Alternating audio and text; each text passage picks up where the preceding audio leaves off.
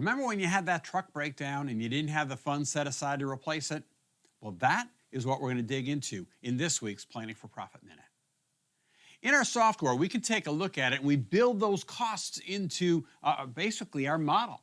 There's only one place that you have to get money from, and that, quite honestly, is your labor rate. Yeah, you've got some material markup that's going to offset some of your overhead, but what's covering everything else is your labor rate. Now, you might not have to replace that truck for 2 or 3 or 4 years down the road, but somehow we have to get the cost of that truck, that expense that we're going to see tomorrow, we need to get it into today. Now, how do we get the cost of tomorrow into today? Let's take a look in the software itself. So as I go into my company here, I'm going to go into costs input. And as I'm in costs input, I'm going to go into equipment. Now, you can see that I've already got a number of my trucks in here and built into my individual model itself. We're planning that at some point one of these trucks is going to fail. Because let's be honest, at some point, every vehicle you have is going to fail. So I'm simply going to add a new piece of equipment here. And as I click on that, the window's going to open up. So at this point now, I can come in here, and for simplicity, I'm just going to say new service van. Whoop. Plug that one in. The next one, is it future or existing? Existing means it's a vehicle that it's going to be replacing one of the trucks we have in the fleet today. Future would mean it's something that we're going to add to the fleet. We're going to put another service van in a couple of years. So it's an existing truck.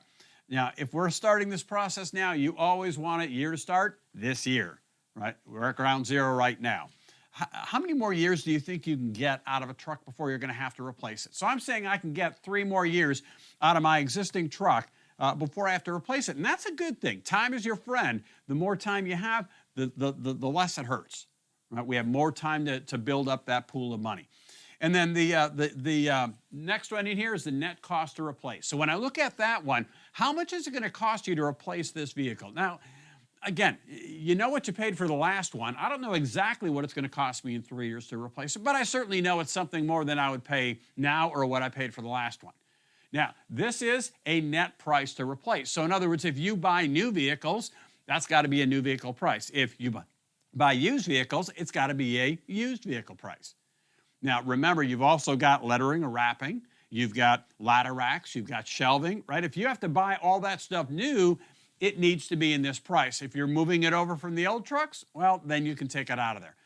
Also, if you trade in your trucks, remember, it's a net price, so your typical trade-in value could come off of that amount as well. So I'm saying it's going to cost me $40,000 to replace that piece of equipment. Now, you notice we've already calculated right here, just popped in, that we're going to set aside $1,111 per month from now through 2025 so that when it comes time to replace this piece of equipment, we've got the money we need to just pay for it and be done with it. Next section, I can put in any comments here. That's purely for your reference. We want to leave the fuel burning equipment checked because that means we're going to use this dollar amount to allocate some of our other expenses. From there, the last item I need to decide is which department is going to pay for this thing. Well, this is a service van, so I'm going to allocate this 100% to my service department.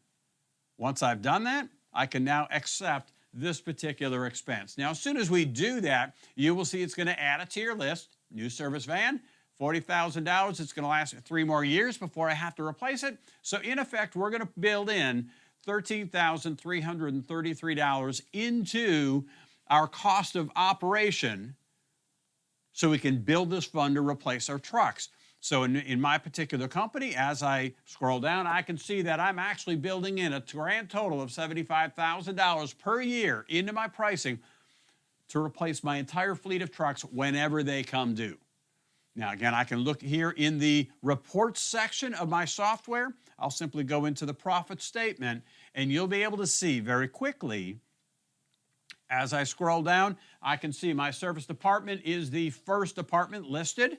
As I scroll down on that list toward the bottom, you will see the equipment replacement fund